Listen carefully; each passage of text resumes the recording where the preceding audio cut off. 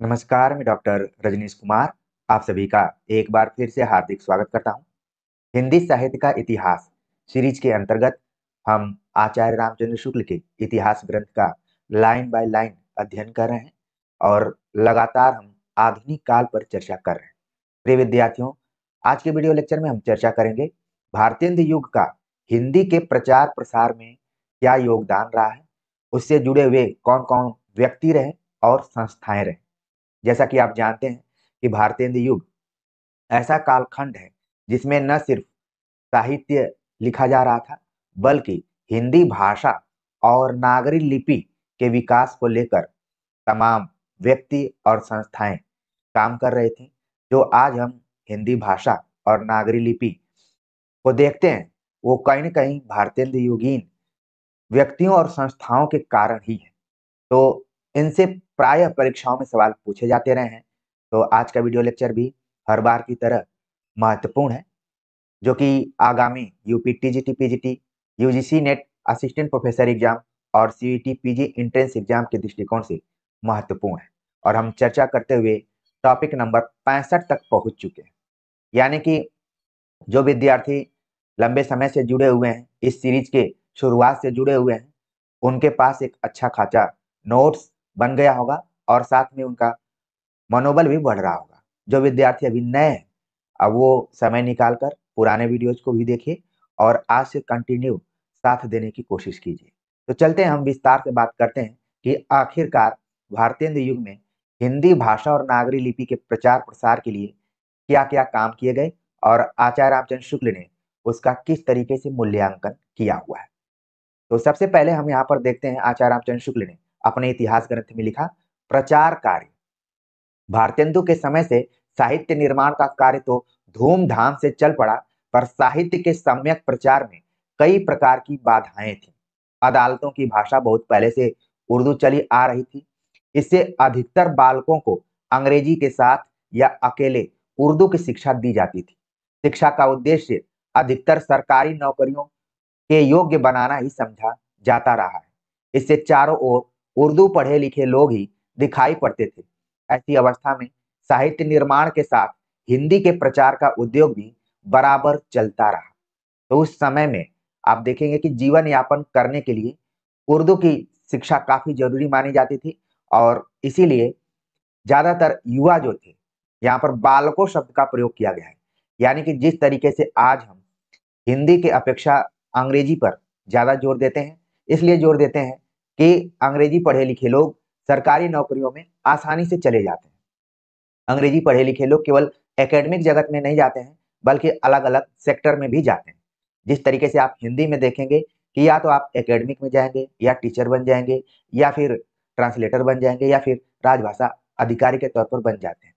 लेकिन अंग्रेजी तो आप अगर पढ़ते हैं तो किसी भी एरिया में जा सकते हैं। उसी तरीके से भारतेंदु युग में उर्दू की स्थिति थी।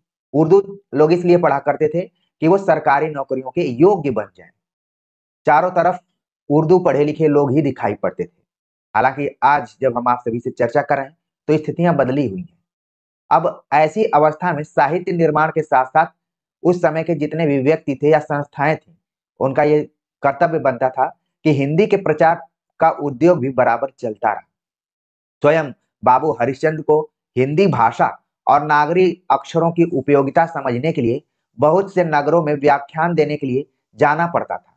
उन्होंने इस संबंध में कई पैम्फलेट भी लिखे।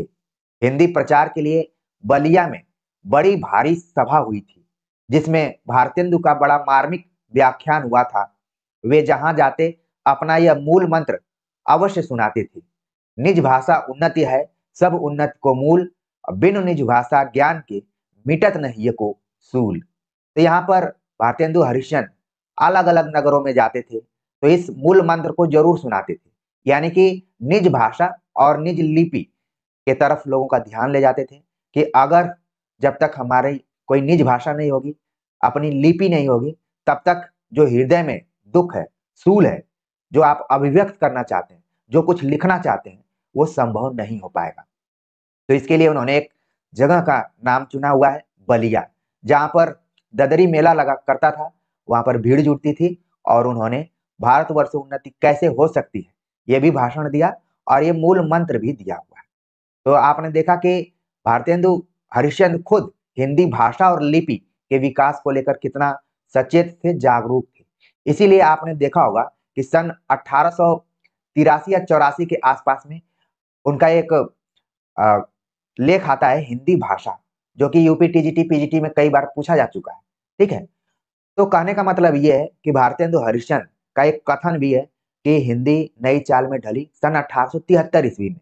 उसके 10 साल तक लगातार वो और हिंदी भाषा और लिपि के बारे में प्रचार प्रसार करते रहे और उनका जो मूल मंत्र है कई बार परीक्षाओं में पूछा जा चुका है और जो लंबे समय से विद्यार्थी तैयारी कर रहे हैं उनके दिलो दिमाग में ये पंक्ति एकदम से बैठ गई होगी। लेकिन इस पंक्ति को हमें एक नए दृष्टिकोण से भी देखने की जरूरत है। इसमें बिन शब्द लगा हुआ है, तो कौन सा अलंकार हो सकता है? आपके लिए होमवर्क है, आप कमेंट करेंगे कि निज भाषा उन्नत है, सब उन्नत को मूल, बिनु निज भाषा ज्ञान के मिटत नहीं को सूल। आगे आचार्य रामचंद्र शुक्ल लिखते हैं कि इसी प्रकार पंडित प्रताप नारायण मिश्र भी हिंदी, हिंदू, हिंदुस्तानी का राग अलापते फिरते थे। ये भी कई बार सवाल पूछा जा चुका है कि हिंदी, हिंदू, हिंदुस्तानी का नारा किसने दिया था? तो प्रताप नारायण मिश्र को आप बिल्कुल ध्यान में रखें और शुक्ल जी की ये भाषा शैली देखिए कि हिंदी, हिंदू, हिंदुस्तानी का राग अलापते थे। राग अलापना शब्द आप देख रहे हैं कि कितना यहाँ पर एक तरीके से व्यंग्यात्मक लहजे में उन्होंने प्रयोग किया हुआ है, लेकिन हमें परिशुपयोगी दृष्टिकोण से इसको ध्यान में रखना है। कई स्थानों पर हिंदी प्रचार के लिए सभाएं स्थापित हुई। बाबू तोताराम द्वारा स्थापित अलीगढ़ की भाषा संवर्धनी सभा का उल्लेख हो चुका है और आप लोगों के दिमाग में भी आ गया होगा कि बाबू तोताराम ने इस पत्र का संपादन किया था और भाषा तथा लिपि के विकास के लिए उन्होंने एक सभा की स्थापना की थी जिसका नाम था भाषा संवर्धनी, कि भाषा का प्रचार कैसे किया जाए। संवर्धनी का मतलब है कि किसी चीज का प्रचार प्रसार कैसे किया जाए। तो बाबू तोताराम ने एक बड़ा अच्छा काम किया अलीगढ़ में रहते हुए।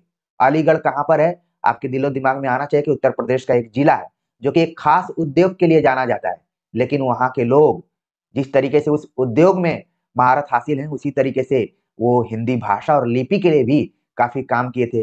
उनमें से एक थे बाबू तोताराम। ऐसी ही एक सभा 1884 में हिंदी उद्धारणी प्रतिनिधि मध्य सभा के नाम से प्रयाग में प्रतिष्ठित हुई। प्रिय विद्यार्थियों, भाषा संवर्धनी को तो आप ध्यान में रखेंगे, लेकिन एक और उसी से मिलती जुलती सभा का गठन किया गया या फिर उसकी स्थापना की गई सन 1884 ईस्वी में, यानी कि भारतेंदु की मृत्यु के लगभग 1 साल पहले ये सभा स्थापित होती है और वो प्रयाग में स्थापित होती है, यानी कि जिसको आज हम प्रयागराज के नाम से जानते हैं। वहां पर ये सभा स्थापित होती है जिसका नाम है हिंदी उद्धारणी प्रतिनिधि मध्य सभा। यानी अगर आप भारत के मैप को देखें तो खास तौर से प्रयाग को देखें आप, तो जो हिंदी पट्टी का इलाका है वो बीच में ही ठहरता है। तो इसी हिसाब से इसको मध्य सभा का नाम दिया गया। एक तरफ अलीगढ़ में भाषा संवर्धनी काम कर रही थी, उसी तरीके से प्रयाग में भी हिंदी उद्धारणी प्रतिनिधि मध्य सभा भी स्थापित की गई ताकि इस इलाके को कवर किया जा सके। तो इसको आप जरूर ध्यान में रखिए, कहां पर हिंदी उद्धारणी प्रतिनिधि मध्य सभा स्थापित की गई थी, प्रयाग। आगे लिखते हैं कि सरकारी दफ्तरों में नागरिक के प्रवेश के लिए बाबू हरिश्चंद्र ने कई बार उद्योग किया, मतलब प्रयास किया। सफलता न प्राप्त होने पर भी इस प्रकार का उद्योग बराबर चलता रहा। जब लेखकों की दूसरी पीढ़ी तैयार हुई तब उसे बहुत कुछ अपनी शक्ति प्रचार के काम में भी लगानी पड़ी। तो आप देख रहे हैं कि सफलता और प्रचार किसी भी चीज में कितना महत्वपूर्ण योगदान निभा सकता है। एक चीज आपको ध्यान में रखना है कि जब आपको सफलता न मिले तो आपको उद्योग या प्रयास नहीं छोड़ना है। अगर शायद भारतेंदु युग के जो भी लेखक रहे हैं या फिर हिंदी भाषा और लिपि के प्रचार प्रसार को करने वाले लोग रहे हैं, अगर वो हार मान जाते तो आज शायद जिस तरीके से हम चर्चा कर रहे हैं राजभाषा के रूप में, राष्ट्रभाषा के रूप में हिंदी के बारे में हम नहीं सोच पाते। लेकिन भारतेंदु योगीन लेखकों से हमें जरूर एक चीज सीखना है कि सफलता न प्राप्त होने पर भी हमें प्रयास करते रहना है और वो हमारा जो समय है वो जरूर आएगा, आज नहीं तो कल। यहाँ पर बताया गया कि जब लेखकों की दूसरी पीढ़ी तैयार हुई तब उसे बहुत कुछ अपनी शक्ति प्रचार के काम में भी लगानी पड़ी। हालांकि इसकी पृष्ठभूमि तो पुरानी पीढ़ी से, पहली पीढ़ी से ये बन रही थी, लेकिन दूसरी पीढ़ी जब आई तो उसको एक पृष्ठभूमि मिली और बचा हुआ था उसका प्रचार प्रसार करना। भारतेंदु के अस्त होने के उपरांत ज्यों-ज्यों हिंदी गद्य साहित्य की वृद्धि होती गई, त्यों-त्यों प्रचार की आवश्यकता भी अधिक दिखाई पड़ती गई। यानी कि जैसे ही भारतेंदु का अस्त हुआ, यानी भारतेंदु का निधन हो गया सन 1885 ईस्वी में, और फिर जो दूसरी पीढ़ी तैयार हुई और जैसे-जैसे हिंदी गद्य साहित्य में वृद्धि होती गई, वैसे-वैसे त्यों-त्यों प्रचार की आवश्यकता भी अधिक दिखाई पड़ती गई। अदालती भाषा उर्दू होने से नवशिक्षितों की अधिक संख्या उर्दू पढ़ने वालों की थी, जिससे हिंदी पुस्तकों के प्रकाशन का उत्साह बढ़ने नहीं पाता था। प्रकाशन कब होता है? जब उसकी बिक्री होती है, लोग उसको पढ़ने वाले होते हैं, उसके पाठक होते हैं। इसीलिए आप कई बार देखते होंगे कुछ किताबें खूब चलती हैं, खूब प्रकाशित होती हैं। क्यों? क्योंकि उनके पाठक वर्ग तैयार रहते हैं, वो हमेशा खरीदने के लिए तैयार रहते हैं। तो उर्दू पढ़ने वालों की संख्या ज़्यादा थी और हिंदी पढ़ने वालों की संख्या कम थी, इसलिए हिंदी में जो भी पुस्तकें प्रकाशित हो रही थीं, उनका उत्साह भी नहीं बढ़ पा रहा था कि हाँ, अब दूसरा संस्करण, तीसरा संस्करण, चौथा संस्करण निकले। प्रिय विद्यार्थियों, आप इस चीज को जोड़िएगा कि प्रेमचंद ने सबसे पहले लेखन कार्य शुरू किया था उर्दू में, क्योंकि उस समय उर्दू पढ़ने लिखने वालों की संख्या ज्यादा थी। लेकिन फिर ट्रैक चेंज होता है, जैसे गद्य की भाषा के रूप में हिंदी आगे बढ़ जाती है, वैसे ही प्रेमचंद भी अपने ट्रैक को चेंज करते हैं। ये अचानक नहीं हुआ है। आपने वन लाइनर किताबों में जरूर पढ़ा होगा कि प्रेमचंद शुरुआत में उर्दू में लिखते थे और उनके कई उपन्यास हैं जिनके की उर्दू में नाम भी परीक्षाओं में पूछे जाते हैं, बाद में उनका हिंदी में अनुवाद खुद प्रेमचंद ने किया। तो ये अचानक नहीं है, इस पृष्ठभूमि को आप समझिए, तब आपको लगेगा कि आप केवल अनुराग हिंदी एकेडमी एक यूट्यूब चैनल नहीं देख रहे हैं, बल्कि आप तो किसी अच्छे विश्वविद्यालय से पढ़े हुए व्यक्ति से, शिक्षक से पढ़ रहे हैं, जो चीजों को आपके सामने पूरा स्टोरी के रूप में रख रहा है, कहानी के रूप में रख रहा है। तो मेरा जो उद्देश्य है कि आप अपने सब्जेक्ट को कहानी के रूप में समझिए, फिर इसके बाद परीक्षाओं के लिए तैयार होइए। तो यहाँ पर आपने देखा कि भारतीय युग में उर्दू पढ़ने लिखने वालों की संख्या ज्यादा थी, तो हिंदी में जितने भी लेखन कार्य हो रहे थे, उनका प्रकाशन भी नहीं हो रहा था, इसलिए उत्साह में कमी थी। इस साहित्य संकट के अतिरिक्त नागरिक का प्रवेश सरकारी दफ्तरों में न होने से जनता का घोर संकट भी सामने था। अतः संवत 1950 में कई उत्साही छात्रों के उद्योग से, जिनमें बाबू श्याम सुंदर दास, पंडित राम नारायण मिश्र और ठाकुर शिव कुमार सिंह मुख्य थे, काशी नागरी प्रचारणी सभा की स्थापना हुई।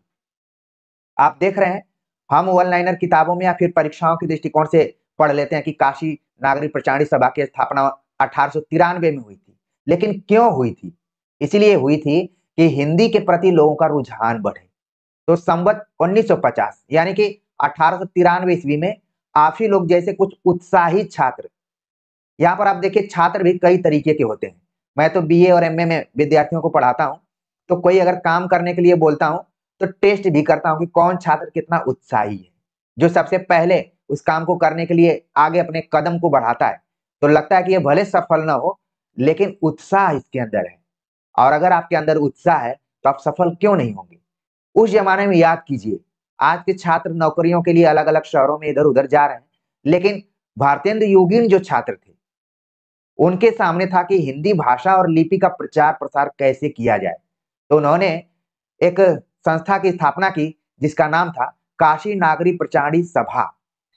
कौन कौन से छात्र थे उनको ध्यान में रखना है, प्राय परीक्षाओं में सवाल पूछा जाता है। उन छात्रों का नाम था बाबू श्याम सुंदर दास, पंडित राम नारायण मिश्र, ठाकुर शिव कुमार सिंह। ये तीनों उत्साही छात्र 1893 ईस्वी में काशी नागरी प्रचारणी सभा की स्थापना करते हैं। शुक्ल जी लिखते हैं कि सच पूछिए तो इस सभा की सारी समृद्धि और कीर्ति बाबू श्याम सुंदर जी के त्याग और सतत परिश्रम का फल है। तीनों विद्यार्थियों का, तीनों छात्रों का अहम रोल रहा है, लेकिन श्याम सुंदर दास, आगे चलकर आप देखेंगे कि रामचंद्र शुक्ल और श्याम सुंदर दास दोनों के प्रयासों से, जिस हिंदी साहित्य का इतिहास का हम लाइन बाय लाइन अध्ययन कर रहे हैं, सीरीज के रूप में इसको हम पढ़ रहे हैं, ये इन दोनों की ही एक परिकल्पना थी कि हिंदी पढ़ने वाले विद्यार्थियों के सामने हिंदी साहित्य का इतिहास एक विधेयवादी दृष्टिकोण से या फिर विद्यार्थियों के दृष्टिकोण से हमें तैयार करना चाहिए। तो सबसे पहले हिंदी शब्द सागर की भूमिका लिखी गई, बाद में हिंदी साहित्य का विकास नाम से पुस्तक प्रकाशित हुई, फिर बाद में हिंदी साहित्य का इतिहास नाम से पुस्तक प्रकाशित हुई। उसमें श्याम सुंदर दास का रोल था, लेकिन आचार्य रामचंद्र शुक्ल ने उसको अंतिम परिणति दी हुई। तो प्रिय विद्यार्थियों, जिस विषय को आप पढ़ रहे हैं उसको आगे बढ़ाने वाले लोगों के बारे में जब आप जानेंगे तो आपका लगाव खुद इस विषय से लग जाएगा, और जब भी आप सफल होंगे और अपने विद्यार्थियों के बीच में जाएंगे तो वो भी आपको रोचकता के साथ सुनेंगे। तो यहाँ पर आप कहानी की तरह ही समझ गए होंगे कि 1893 ईस्वी में नागरी प्रचारणी सभा की जब स्थापना होती है, उसमें श्याम सुंदर दास, राम नारायण मिश्र और शिव कुमार सिंह का रोल है। लेकिन श्याम सुंदर दास जी ने इस संस्था के लिए त्याग किया और सतत परिश्रम करते रहे। यानी कि अगर कोई डिमोटिवेट भी हो रहा है, आप ध्यान रखिए कि वो उस जमाने में सफलता नहीं मिल पा रही थी, उत्साह नहीं लोगों का बढ़ रहा था, लेकिन कुछ लोग ऐसे थे जो लोगों का मनोबल बढ़ा रहे थे।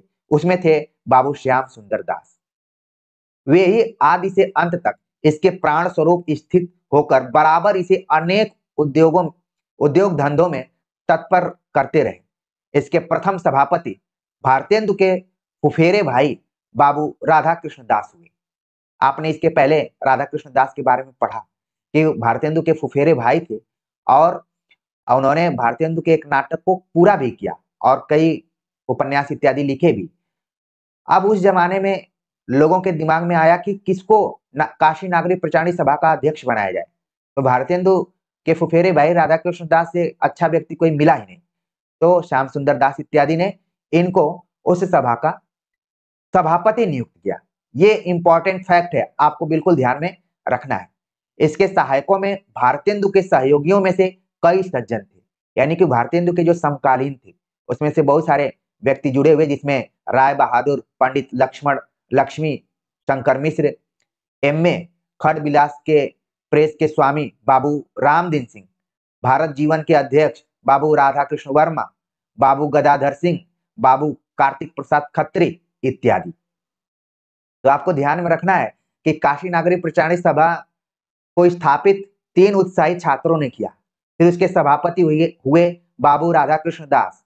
फिर इसके बाद बहुत सारे लोग उससे जुड़े रहे ताकि कि उत्साह बना रहे, और उसमें बहुत लोग ऐसे थे जो स्वयं भारतेंदु हरिश्चंद्र के समय में रहे। यहाँ पर तथ्य दिया गया है, जैसे दिया गया खड्ग विलास प्रेस के स्वामी बाबू रामदीन सिंह। अगर प्रेस नहीं रहेगा तो छपेगा कैसे? तो खड्ग विलास प्रेस जो है और उसके जो कर्ता धर्ता थे, मालिक कौन थे? बाबू रामदीन। बदलते हुए पैटर्न में सवाल पूछा जा सकता है, इसलिए आप अलर्ट रहेंगे। भारत जीवन नाम का जो पत्र था उसके अध्यक्ष बाबू राधा कृष्ण वर्मा। आप देख रहे हैं कि राधा कृष्ण यहाँ पर भी नाम है और यहाँ पर भी नाम है, दोनों अलग अलग है।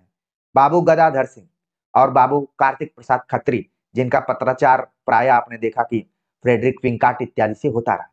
इस सभा के उद्देश्य 2 हुए, नागरी अक्षरों का प्रचार और हिंदी साहित्य की समृद्धि। आगे चलकर हम देखेंगे कि काशी नागरी प्रचारणी सभा के उद्देश्यों में ढेर सारे उद्देश्य थे, लेकिन शुरुआती दौर में मुख्य रूप से 2 उद्देश्य थे। कौन कौन? नागरी अक्षरों का प्रचार और हिंदी साहित्य की समृद्धि। ये 2 मुख्य उद्देश्य थे। जैसे आप बीपीएससी ट्री इत्यादि की तैयारी कर रहे होंगे तो उसमें 5 ऑप्शन पूछा जा रहा है, उसमें से 3 ऑप्शन तो विकल्प के तौर पर है और 2 हैं कि उपयुक्त में से 1 से अधिक और इनमें से कोई नहीं। तो पूछा जा सकता है कि काशी नागरी प्रचारणी के 2 या फिर उद्देश्यों में कौन कौन सी चीजें थी? तो नागरी अक्षरों का प्रचार और हिंदी साहित्य की समृद्धि। आगे चलकर मदन मोहन मालवीय, जिन्होंने बीएचयू की स्थापना की, उन्होंने अथक प्रयास के माध्यम से लगभग 60,000 लोगों से सिग्नेचर कराकर अदालत में पेश किया और फिर अदालत की लिपि के रूप में नागरी लिपि को भी मंजूर किया गया, और वो समय आ गया 1904 ईस्वी के आसपास में। तो आप देख रहे हैं कि जो भी इन लोगों ने प्रयास किया है उसमें सफलता तुरंत नहीं मिली है, उसमें कुछ वक्त लगा है।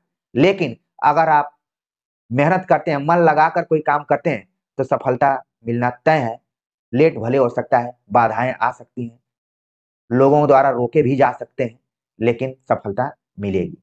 तो इससे तो हमें यही सीखना है। हम हिंदी साहित्य रोने गाने के लिए नहीं पढ़ रहे हैं, हम इससे अपने को मजबूत कर रहे हैं।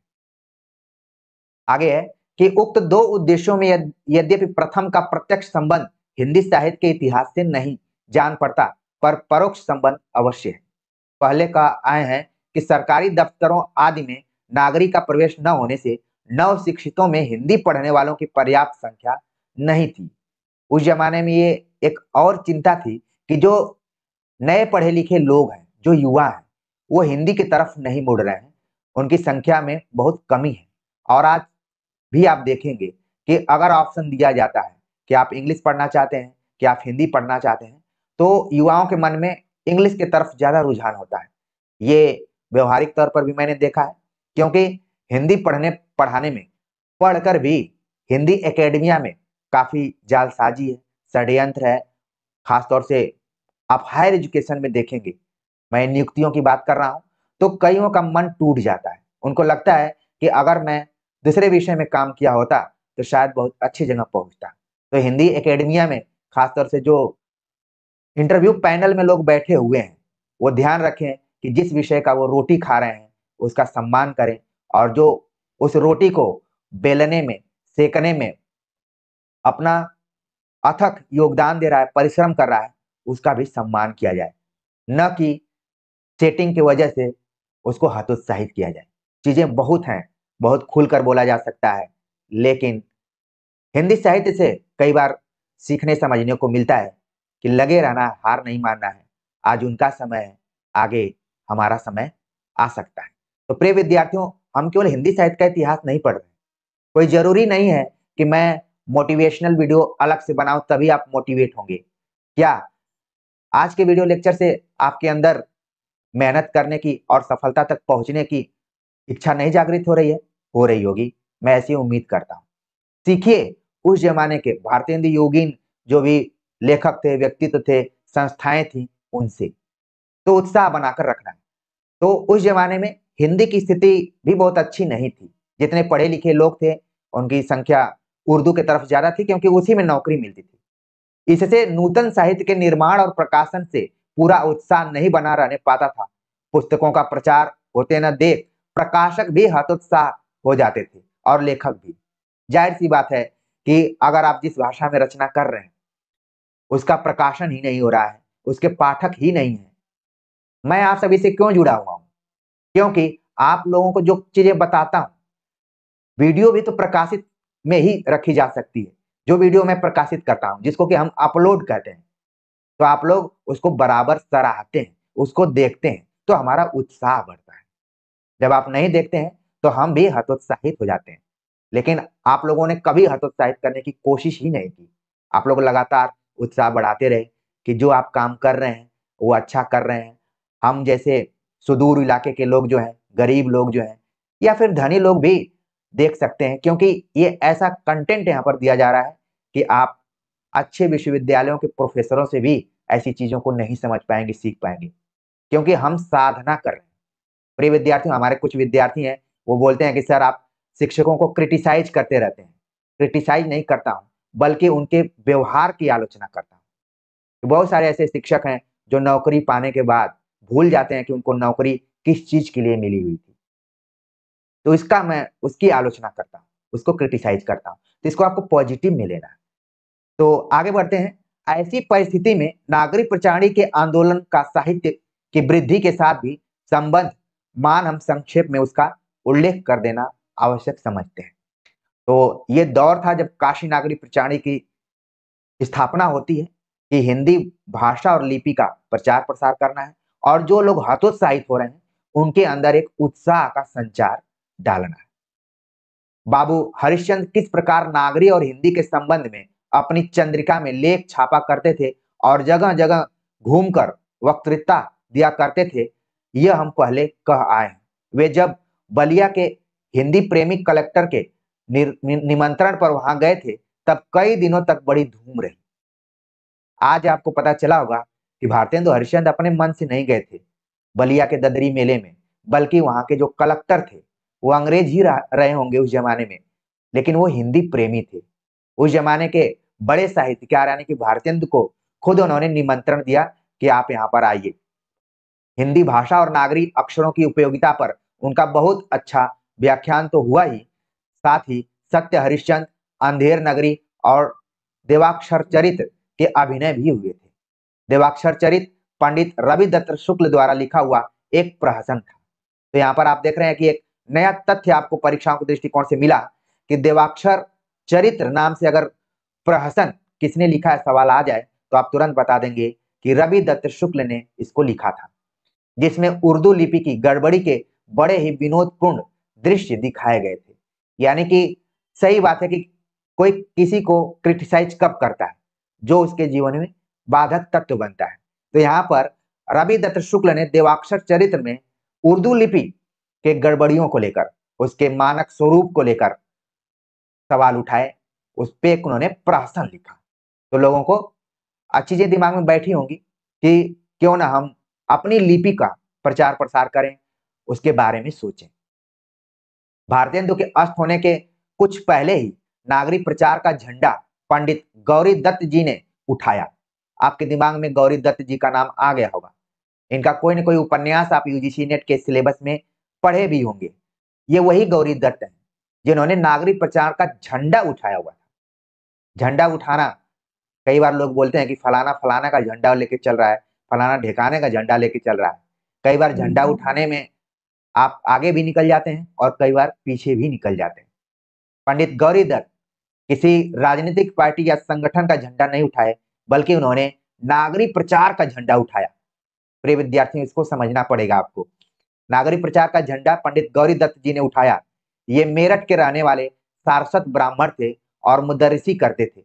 अपनी धुन के ऐसे पक्के थे कि 40 वर्ष की अवस्था हो जाने पर इन्होंने अपनी सारी जायदाद यानी जमीन नागरिक प्रचार के लिए लिखकर रजिस्ट्री करा दी और आप सन्यासी होकर नागरिक प्रचार का झंडा हाथ में लिए चारों ओर घूमने लगे। आजकल आप देखते हैं कि किसी को किसी विश्वविद्यालय का कुलपति बना दिया जाए तो उसको लगता है कि उस विश्वविद्यालय को कितने तरीके से लूटा जा सके।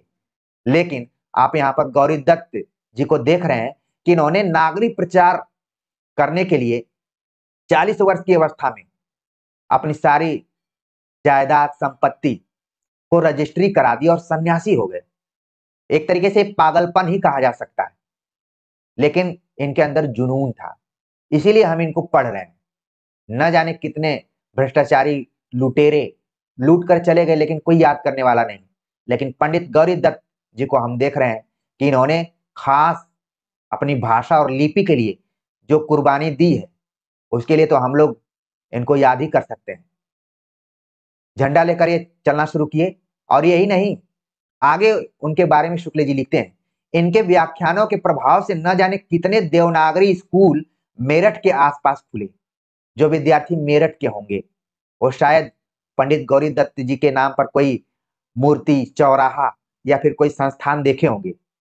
मैं कभी कभार जब यूपी पीसीएस के एग्जाम को दिया करता था, दिल्ली में रहता था, तो मेरा सेंटर हुआ करता था और मेरठ को मैं बस इतना ही जानता हूँ कि यहाँ पर खेल के सामान बनाए जाते हैं, ठीक है। लेकिन उस समय मुझे भी इतनी जानकारी नहीं थी कि पंडित गौरी दत्त जी का संबंध यही से है। धीरे धीरे हमारे अंदर भी परिपक्वता आई और चीजों को कोरिलेट करके आपको समझाने के लिए हमने भी चिंतन मनन किया। तो मुझे लगा कि जब आप मेरठ के आसपास जाइए तो गौरी दत्त जी को जरूर आप देखिए कि क्या उनको लोगों ने अभी याद रखा है या फिर वो हाशिए पर है। उनके प्रयास से मेरठ के आसपास में जरूर प्रभाव पड़ा।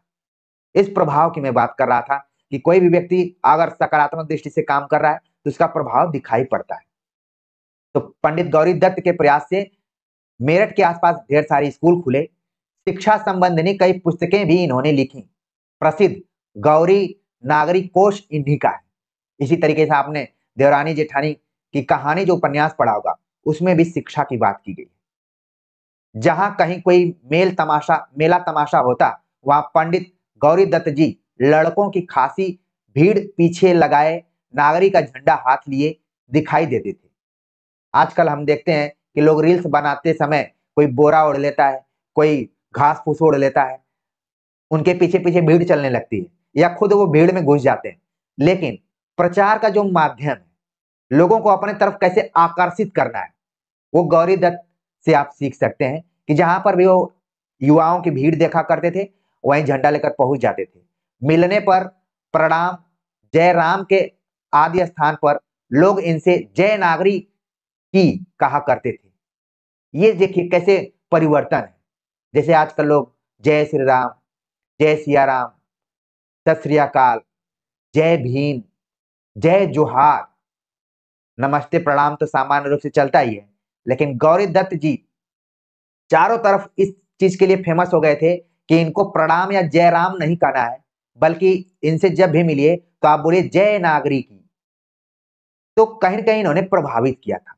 और प्रिय विद्यार्थियों, सवाल पूछा जाता है कि कौन ऐसा व्यक्ति था जिन्होंने नागरिक प्रचार के लिए प्रणाम या जय राम के जगह पर जय नागरिक की का उल्लेख किया करते थे। तो वो थे पंडित गौरी दत्त। इन्होंने संवत 1951 में दफ्तरों में नागरी जारी करने के लिए एक मेमोरियल भी भेजा था। यानी कि 1894 ईस्वी के आसपास में इन्होंने दफ्तरों में, यानी कि ऑफिस में, जो सरकारी ऑफिस है उसमें नागरी लिपि जारी करने के लिए एक प्रस्ताव भी भेजा हुआ था। नागरी प्रचारणी सभा अपने स्थापना के कुछ ही दिनों पीछे दबाई हुई नागरी के उद्धार के उद्योग में लग गई। 1952 में जब इस प्रदेश के छोटे लाट पर एंथनी मैकडॉनल्ड काशी में आए, तब सभा ने एक आवेदन पत्र उनको दिया और सरकारी दफ्तरों में नागरिक को दूर रखने से जनता की जो कठिनाइयां हो रही थी और शिक्षा के सम्यक प्रचार में जो बाधाएं पड़ रही थी, उन्हें सामने रखा। जब उन्होंने इस विषय पर पूरा प्रचार करने का वचन दिया, तब से बराबर सभा, व्याख्यानों और पर्चों द्वारा जनता के उत्साह को जागृत करती रही। न जाने कितने स्थानों पर डेपुटेशन भेजे गए और हिंदी भाषा और नागरी अक्षरों की उपयोगिता की ओर ध्यान आकर्षित किया गया। भिन्न भिन्न नगरों में सभा की शाखाएं स्थापित हुई। संवत 1955 में एक बड़ा प्रभावशाली डेपुटेशन हुआ, जिसमें अयोध्या नरेश महाराज, प्रताप नारायण सिंह, मांडा के राजा राम प्रसाद सिंह, आवागढ़ के राजा बलवंत सिंह, डॉक्टर सुंदरलाल और पंडित मदन मोहन मालवीय ऐसे अन्य और प्रतिष्ठित लोग थे। लाट साहब से मिला और नागरी का मेमोरियल अर्पित किया। तो आप देख रहे हैं कि उस जमाने के जो भी युवा थे, पढ़े लिखे लोग थे, जो हिंदी भाषा और नागरी के प्रचार प्रसार को आगे बढ़ाना चाहते थे, तो लगातार शासन प्रशासन से वो मिलते थे। तो मैकडॉनल्ड से वो लोग मिले और वहां पर लेटर दिया, आवेदन पत्र भी दिया। और यही नहीं, काशी नागरी प्रचारणी सभा के शाखाओं को भी छोटे छोटे जगहों पर खोला। यानी कि लोगों में एक तरीके से जागरूकता फैलाई कि अपनी लिपि होनी चाहिए, अपनी भाषा होनी चाहिए, जो कि भारतेंदु हरिश्चंद्र का सपना था कि निज भाषा उन्नति है, सब उन्नत को मूल। आगे है कि उक्त मेमोरियल की सफलता के लिए कितना भीषण उद्योग प्रांत भर में किया गया था, यह बहुत लोगों को स्मरण होगा। सभा की ओर से न जाने कितने सज्जन सब नगरों में जनता के हस्ताक्षर लेने के लिए भेजे गए, जिन्होंने दिन को दिन और रात को रात नहीं समझा। एक चीज आप देखिए कि जिस व्यक्ति के इतिहास का हम लोग अध्ययन कर रहे हैं, जब नागरी प्रचारणी सभा की स्थापना हुई थी, तो इस समय आचार्य रामचंद्र शुक्ल लगभग 9 वर्ष के थे। ठीक है, 1884 में उनका जन्म होता है। 1893 ईस्वी में काशी नागरी प्रचारणी सभा की स्थापना होती है। और ये मैं मानकर चलूं कि जब 13-14 साल के वो हो चुके होंगे, तब नागरी प्रचारणी सभा अपने उच्चतम अवस्था में रही होगी। ठीक है, तो कहीं न कहीं रामचंद्र शुक्ल इन घटनाओं को देखे हुए प्रतीत होते हैं। इसीलिए उन्होंने लिखा कि लोगों को स्मरण होगा इस सभा की ओर से न जाने कितने सज्जन सब नगरों में जनता के हस्ताक्षर लेने के लिए भेजे गए। जिस हस्ताक्षर की मैं बात कर रहा था कि 60,000 हस्ताक्षर करवाए गए, और इस तरीके से हस्ताक्षर करवाए गए। उस समय फेसबुक, इंस्टाग्राम और एक्स ये कुछ नहीं था। लोग घर घर जाते थे और झंडा इत्यादि लिए रहते थे। हम केवल अनुमान कर सकते हैं, कल्पना कर सकते हैं। फिर से मैं आपको जेएनयू में ले जाऊंगा। जब हम वहां के विद्यार्थी हुआ करते थे, तो शाम में कोई न कोई आंदोलन होता था। इसी तरीके से लोग हस्ताक्षर अभियान चलाया करते थे और यहाँ तक कि नारेबाजियां भी हुआ करती थी। ठीक है, तो वो दौर कुछ अलग था, अभी का मैं नहीं बता पाऊंगा। ठीक, तो रात दिन को दिन और रात को रात उन लोग नहीं समझते थे। एक उन लोगों के अंदर एक मिशन था कि हमें अपनी भाषा और अपनी लिपि को आगे बढ़ाना है।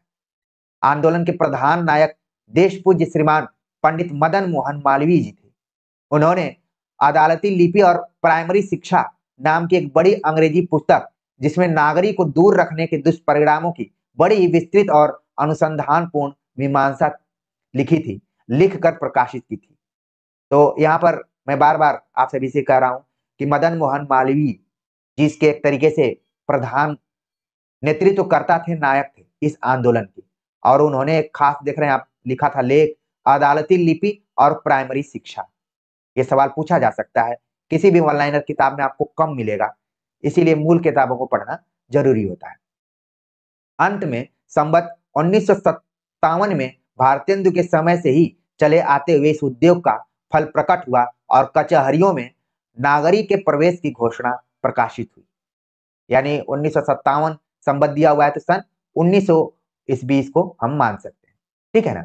तो उसी में ये हुआ कि अब कचहरियों में यानी अदालतों में नागरी लिपि में चीजें लिखी जाएंगी। ठीक, आगे बात करें तो सभा के साहित्यिक आयोजनों के भीतर हम बराबर हिंदी प्रेमियों की सामान्य आकांक्षाओं और प्रवृत्तियों का परिचय पाते चले आ रहे हैं। पहले ही वर्ष नागरी दास का जीवन चरित नामक जो लेख पढ़ा गया वह कवियों के विषय में बढ़ती हुई लोक जिज्ञासा का पता देता है।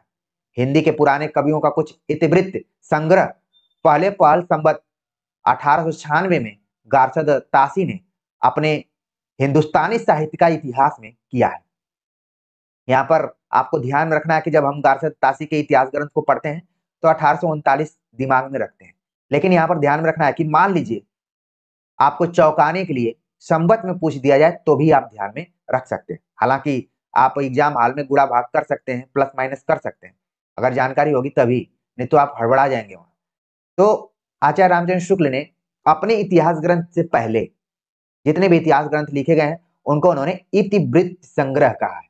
इस चीज को आप जानते हैं, कुछ को कहा कवित्व संग्रह, कुछ को कहा बड़ा भारी कवित्वृत्त संग्रह, इस तरीके से नाम उन्होंने दिया हुआ है।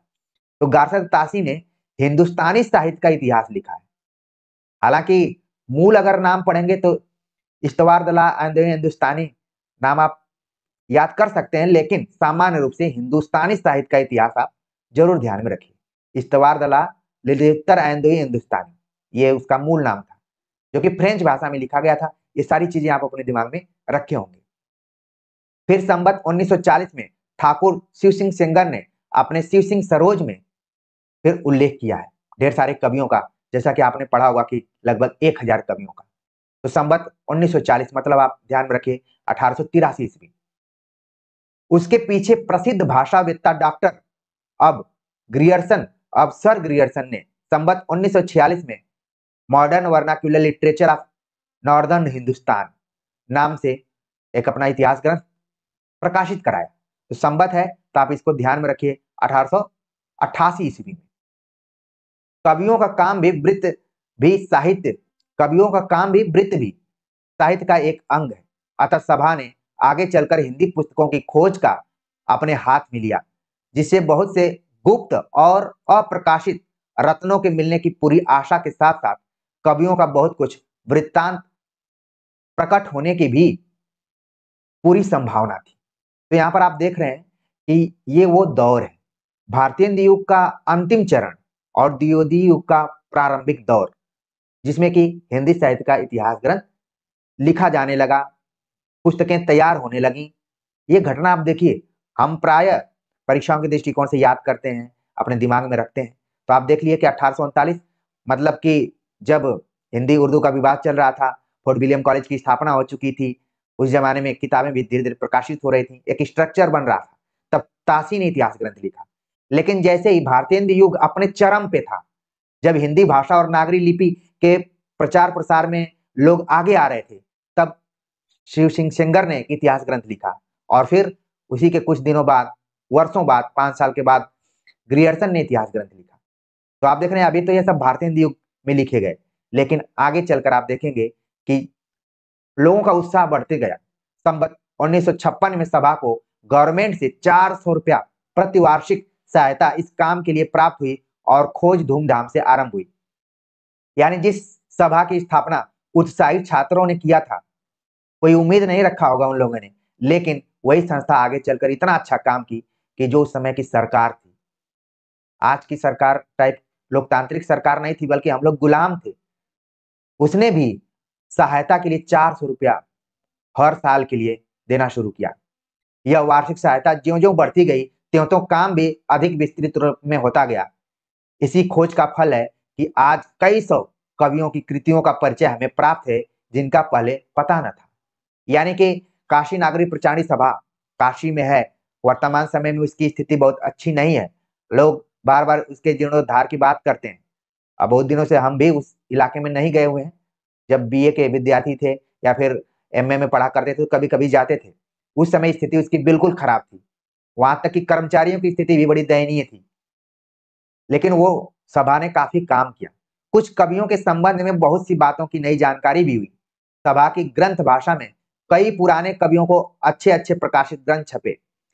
सारांश यह कि इस खोज के द्वारा हिंदी साहित्य का इतिहास लिखने की खासी सामग्री उपस्थित हुई, जिसकी सहायता से 2-1 अच्छे कविवृत्त संग्रह भी हिंदी में निकले। यानी कि आप देखेंगे भाषा काव्य संग्रह हो गया या फिर शिव सिंह सरोज हो गया, मिश्र बंधु विनोद, आगे चलकर उस पे बात करेंगे। अभी मिश्र बंधु विनोद नहीं छपा है जब हम चर्चा कर रहे हैं आपसे, ठीक है ना? तो खास तौर से आप भाषा काव्य संग्रह और शिव सिंह सरोज को ध्यान में रख सकते हैं। तो हिंदी में धीरे-धीरे अब किताबें प्रकाशित होने लगी। लोगों का उत्साह भी बढ़ा, जो कि पहले हतोत्साहित होते थे। हिंदी भाषा के द्वारा ही सब प्रकार के वैज्ञानिक विषयों की शिक्षा की व्यवस्था का विचार भी अब लोगों के चित्त में उठ रहा था।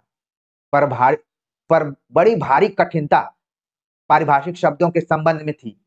इसके अनेक विद्वानों के सहयोग और परामर्श से संवत 1963 में सभा ने वैज्ञानिक कोश प्रकाशित किया। ये देखिए टर्निंग पॉइंट है। जैसे-जैसे समस्याएं आती गईं, वैसे-वैसे काम होते गए, वैसे-वैसे समाधान। अब लोगों को लगा कि हिंदी साहित्य का इतिहास तो लिखा जाने लगा, लेकिन दूसरे वैज्ञानिक विषयों में, ठीक है? उनको भी हिंदी में किताबें लिखी जाए। लेकिन सामने दिक्कत आ रही थी कठिनता और पारिभाषिक शब्दावली। कहीं हिंदी की वजह से कुछ ऐसे कठिन शब्दों का प्रयोग न कर दिया जाए कि फिर समझ में ही ना आए। तो ये भी यहाँ पर दिक्कतें आ रही थी। लेकिन सभा ने फिर से एक नया प्रयास किया, जिसका नाम है वैज्ञानिक कोश प्रकाशित करवाया। भिन्न-भिन्न विषयों पर पुस्तकें लिखाकर प्रकाशित करने का काम तो तब से अब तक बराबर चल ही रहा है। स्थापना के 3 वर्ष पीछे ही सभा ने अपनी पत्रिका नागरी प्रचारणी पत्रिका निकाली, जिसमें साहित्यिक, वैज्ञानिक, ऐतिहासिक, दार्शनिक सब प्रकार के लेख आरंभ ही से निकलने लगे थे और जो आज भी साहित्य से संबंध रखने वाले अनुसंधान, पर्यालोचन और उद्देश्य रखकर चल रही है। यानी कि 1893 ईस्वी में काशी नागरी प्रचारणी की सभा स्थापना होती है। फिर 1896 ईस्वी में नागरी प्रचारणी पत्रिका का संपादन भी होने लगा और संपादन जब हो रहा था तो उसमें कुछ साहित्यिक आर्टिकल, कुछ वैज्ञानिक साइंस पर आधारित, कुछ ऐतिहासिक आर्टिकल और कुछ दार्शनिक आर्टिकल लिखे जा रहे थे। तो जो जिस माइंडसेट का था उस तरीके का आर्टिकल पढ़ता था। छत्र प्रकाश, सुजान चरित, पृथ्वीराज रासो आदि पुराने ऐतिहासिक काव्यों को प्रकाशित करने के अतिरिक्त तुलसी, जयसी, भूषण, देव ऐसे कवियों की ग्रंथावली के भी बहुत सुंदर संस्करण सभा ने निकाले। मनोरंजन पुस्तक माला में 50 से ऊपर भिन्न-भिन्न विषयों पर उपयोगी पुस्तकें निकल चुकी हैं। हिंदी का सबसे बड़ा और प्रामाणिक व्याकरण तथा कोश हिंदी शब्द सागर इस सभा के चिरस्थायी कार्यों में गिने जाएंगे। तो ये आप देख रहे हैं, जो आप वन लाइनर किताबों में याद करते थे, उनको आप यहाँ पर बनते हुए समझ रहे हैं कि कैसे ये फैक्ट बनते हैं। तो नागरी प्रचारणी सभा ने काफी महत्वपूर्ण भूमिका निभाई और उसके योगदान को आप देख सकते हैं। हालांकि इस विषय पर रिसर्च बहुत हो चुके हैं, लेकिन आप चाहें तो नए सिरे से एक टॉपिक पीएचडी का बना सकते हैं कि हिंदी साहित्य या हिंदी भाषा और साहित्य के विकास में काशी नागरी प्रचारणी सभा का योगदान। काम हुआ होगा, लेकिन आप चाहें तो वर्तमान से जोड़कर एक अच्छा टॉपिक बना सकते हैं। इस सभा ने अपने 35 वर्ष के जीवन में हिंदी साहित्य के वर्तमान काल की तीनों अवस्थाएं देखी हैं। जिस समय यह स्थापित हुई थी, उस समय भारतेंदु द्वारा प्रवर्तित प्रथम उत्थान की ही परंपरा चली आ रही थी। वह प्रचार काल था। नागरी अक्षरों और हिंदी साहित्य के प्रचार के मार्ग में बड़ी बाधाएं थी। नागरी प्रचारणी पत्रिका की प्रारंभिक संख्याओं को यदि हम निकाल कर देखें, तो उसमें अनेक विषयों के लेखों के अतिरिक्त कहीं-कहीं ऐसी कविताएं भी मिल जाएंगी, जैसी श्रीयुत पंडित महावीर प्रसाद द्विवेदी की नागरी तेरी यह दशा। अब एंट्री होती है एक नए व्यक्तित्व की। भारतेंदु हरिश्चंद्र के बाद उनका नाम है महावीर प्रसाद द्विवेदी। और जैसे उनकी एंट्री होती है, उन्होंने नागरी पर ही एक सवाल उठाया कि नागरी तेरी यह दशा। ये इंपॉर्टेंट करके नोट कर लीजिए कि ये किसने लिखा हुआ है, महावीर प्रसाद द्विवेदी। नूतन हिंदी साहित्य का वह प्रथम उत्थान कैसा हंसता खेलता सामने आया था। भारतेंदु के सहयोगी लेखकों का वह मंडल जिस जोश और जिंदा दिली के साथ और कैसी चहल पहल के बीच अपना काम कर गया, इसका उल्लेख पहले ही हो चुका है। सभा की स्थापना के पीछे घर संभालने की चिंता और व्यग्रता के कुछ चिन्ह हिंदी सेवक मंडल के बीच दिखाई पड़ने लगे थे। भारतेंदु जी के सहयोगी अपने ढर्रे पर कुछ न कुछ लिखते तो जा रहे थे, पर उनमें वह तत्परता और उत्साह नहीं रह गया था। बाबू हरिश्चंद्र के गोलोकवास के कुछ आगे पीछे जिन लोगों ने साहित्य सेवा ग्रहण की थी, वे ही अब प्रौढ़ता प्राप्त करके काल की गति रखते हुए अपने कर्म में तत्पर दिखाई देते थे। उनके अतिरिक्त कुछ नए लोग भी मैदान में धीरे धीरे उतर रहे थे। यह नवीन हिंदी साहित्य का द्वितीय उत्थान था, जिसके आरंभ में सरस्वती पत्रिका के दर्शन हुए।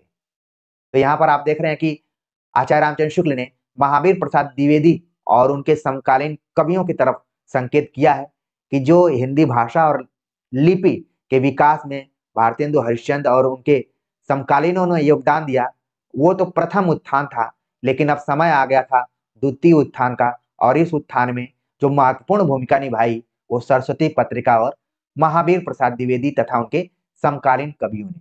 तो प्रिय विद्यार्थियों, हमने सोचा कि जिस भाषा को हम पढ़ रहे हैं, उस भाषा के प्रचार प्रसार में भारतेंदु योगीन जो व्यक्तित्व रहे या फिर संस्थाएं रहे, उनको हम अच्छे से समझ लें। उम्मीद है कि आप समझ लिए होंगे। आप सभी के कमेंट्स का इंतजार रहेगा और आगे हम महावीर प्रसाद द्विवेदी और उनसे जुड़े हुए लोगों के बारे में पढ़ेंगे और ये सीरीज लगातार जारी रहेगी। तो मिलते हैं एक नए टॉपिक के साथ, तब तक के लिए नमस्कार।